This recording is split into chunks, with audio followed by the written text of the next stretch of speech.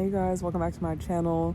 I want to talk about frustration. This is, I was looking for this passage actually for like the last day or so, but I couldn't remember where it was. But I'm reading Psycho-Cybernetics right now by Maxwell Maltz. And this is just a book that has to deal with self-image, with changing the ideas and perceptions that you have about yourself so that they can match, your goals and the life that you desire and the type of person that you want to be or that you can be. And I was sitting here reading, this is on page 148. He talks about frustration, and I just found it like so relatable. And so I want to talk about it too, just as it pertains to like my journey. So hopefully you guys can hear me. I don't know. I know this is like a new angle, new environment, but I really wanted to make this video before I forget. And I want to talk about it in like a genuine way. But this is page 148, and the title of this section is Frustration as a Way of Solving Problems Does Not Work. And so he says, expressing frustration, discontent, or dissatisfaction is a way of responding to problems that we all learned as infants. If an infant is hungry, he expresses discontent by crying. A warm, tender hand then appears magically out of nowhere and brings milk. If he's uncomfortable, he again expresses his dissatisfaction with the status quo, and the same warm hands appear magically again to solve his problem by making him comfortable. Many children continue to get their way and have their problems solved by overindulgent parents, by merely expressing their feelings of frustration. All they have to do is feel frustrated and dissatisfied, and the problem is solved. This way of life works for the infant and for some small children, but it does not work in adult life. Yet many of us continue to try it by feeling discontented and expressing our grievances against life, apparently in the hope that life itself will take pity, rush in to solve our problem for us, if only we feel bad enough. And then he gives an example of people he talked about earlier in the book. He says Jim S. was unconsciously using this childish technique in the hope that some magic would bring him to the perfection that he craved. And Harry N. had practiced feeling frustrated and defeated so much that the feelings of defeat became habitual with him. That's relatable too. He projected them onto the future and expected to fail. His habitual defeatist feelings helped create a picture of himself as a defeated person. Thoughts and feelings go together. Feelings are the soil that thoughts and ideas grow in. This is the reason that you have been advised throughout this book to imagine how you would feel if you succeeded and then feel that way now. So a lot of what he's saying obviously isn't new. A lot of people who teach personal development and like manifestation and living the life that you want, they discuss feeling as if you already have it and feeling successful now as opposed to waiting, of course. But I wanted to hone in on the frustration part because, I don't know, something just clicked with me. Like when I was a child, I rarely had times throughout my life where I didn't get what I wanted, and it worked for a while. Like I'm 30 years old now. Even in my 20s, like there might have been something, sure, like I didn't get everything that I wanted, but again, if it's something that I genuinely wanted or genuinely thought was good for me or something that I focused on, I really would get it. And I'm starting to notice now that I wouldn't get it by, I guess, maybe some things were done the right way, but most of the time I would get it by forcing and fighting and feeling frustrated, much like he described the infant or the small child. I would get upset, I would cross my arms, I would get frustrated, especially as a kid, definitely as a teenager, but even into like my early and mid 20s, I would just, if I didn't get my way, I'm not understanding that it's not possible to get your way, and I would just react in like very negative ways. And I've done that for a really, really long time. And so now that I'm in my 30s, well, I just turned 30, but now that I'm in my 30s, I'm like, okay, this isn't working. Like I'm not getting the same responses that I did when I was a teenager or when I was a child, for sure.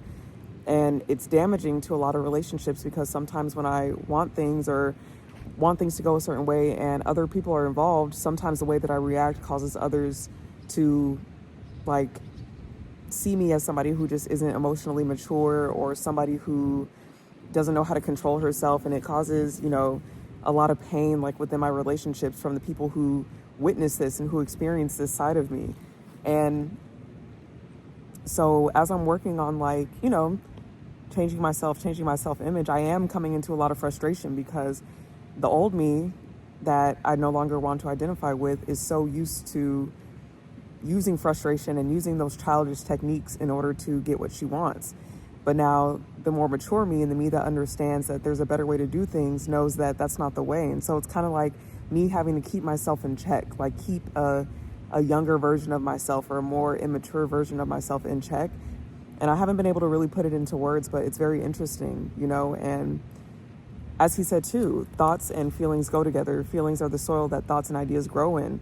It's like when you're feeling frustrated or when you feel like things aren't going your way and you're not getting what you want, and then you react in the same way that you have always reacted, it's very like emotionally intense. Like whenever I feel this way or whenever I feel like things aren't going well or things aren't going right and I start spiraling, it's not just like a few thoughts here and there and then I get over it. Like in the beginning, especially of my journey, it took a really long time to be able to actually like sit with the emotions and let them process and not keep harping and ruminating and bringing, you know, the situation or the scenarios up over and over and over again to make myself feel bad or make myself feel angry or make myself feel, you know, justified about why I feel this way, etc. So this is a pretty cool way to see things. And like, I'm not gonna lie, there's a part of me that is like embarrassed. It's like, okay, you're 30 and you're, you know, you're talking about frustration and you're talking about reacting like a child, but like it's real. Like I know that we all know somebody in our lives who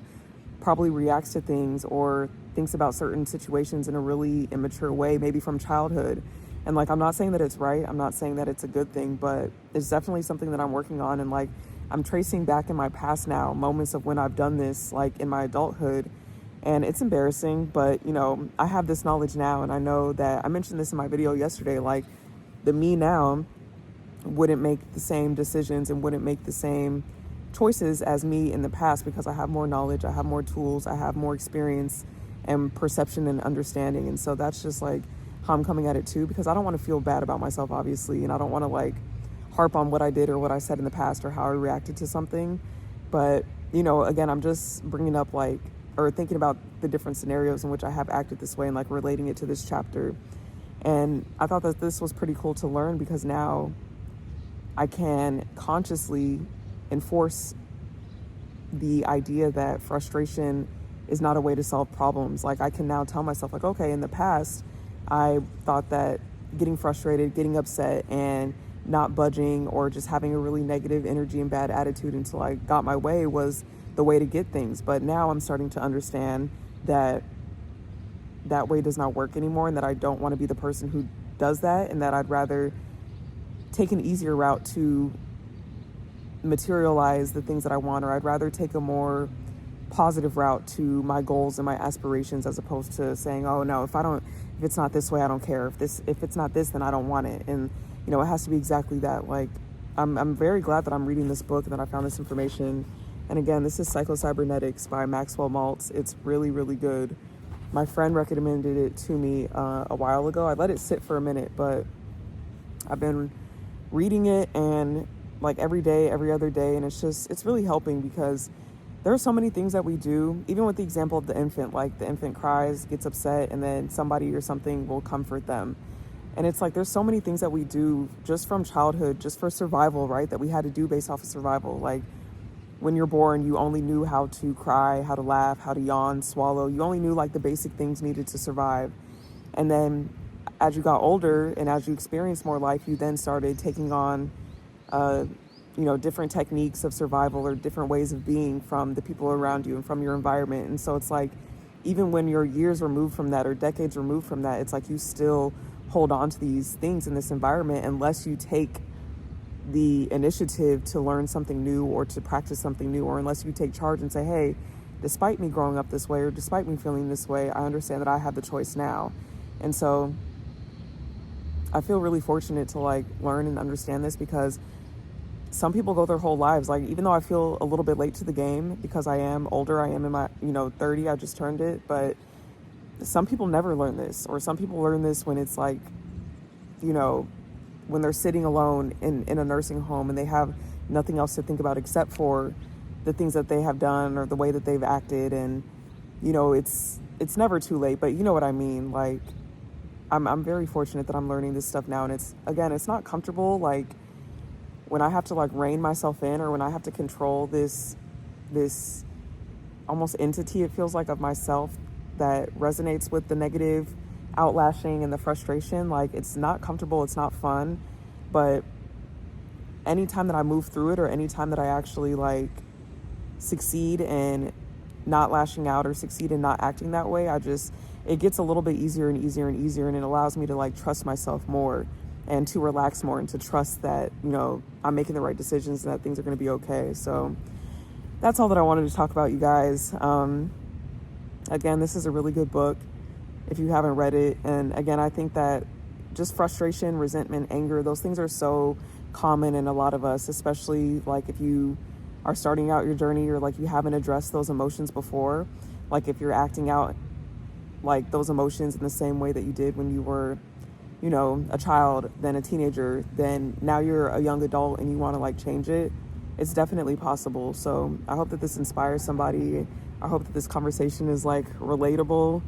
I'm going to continue reading. It's really nice outside, but I just wanted to share that revelation that I had, because this is just, again, it's really helping me. And I know that a lot of work has to be done subconsciously.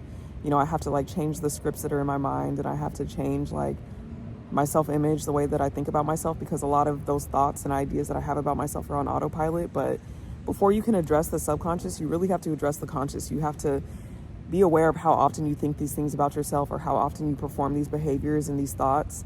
And then you have to take note of that and then actively change that consciously. And then that begins to work in the subconscious. So that's something that I'm learning in this book too, because I feel like in the beginning of my journey, I would just, you know, I would really emphasize the unconscious or the subconscious, because I'm like, that's what all the books were talking about. And that's like, it's like, oh, everything is subconscious. Like we're on autopilot and everything we do is like beneath the surface. And that's where the real change happens. And yes, that's true, but you have to take a conscious path to the subconscious, right? You have to be aware of it consciously first before you can even think about changing it at a subconscious level. So keep that in mind as well.